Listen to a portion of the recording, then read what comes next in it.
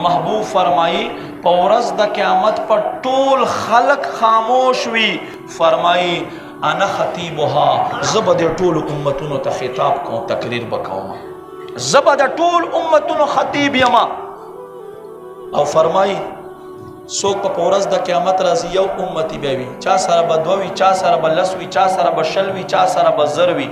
خو فرمائی زما با دومره امتیان وی چې د یو صف یو سر به په مشرق باندې وي، بل به په مغرب باندې وي. دومره امتیان به می. او فرمائی زه به ټولو انبیاو تر مخه په کثیر امت باندې فخر کوم، فخر به کوم چې ما ته الله دومره امت را کړی، زه دومره امت خاوند الله ګرځولی یم، دومره امت الله ماله را کړی.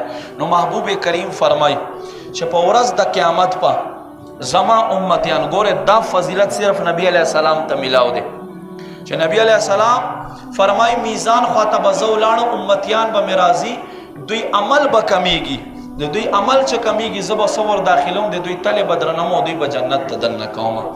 فرمائی صبر آروانی قربان تگیو یا رسول اللہ، تگی شوایم امتی با میرا روانی. فرمائی دا حوض کوثر جامون با ما پلاس کی خپل امتیانو تبیر ڈکوما و دی پلاسونو کی بیاور کوما.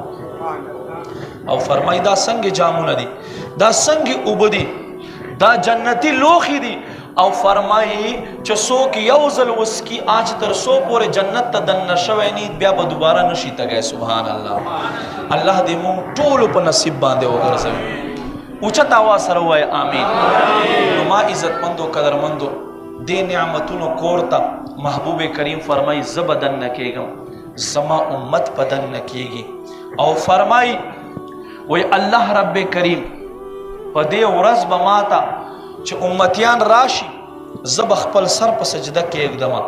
نو اللہ بماتا فرمائی ارفع راسک یا محمد، اے محمد خپل سر پورتکا، سل تعطا، تو سوال کوا، تو غوارا چه سغوارے نن بتا چه تسغوارے تا تا بحوالا کی.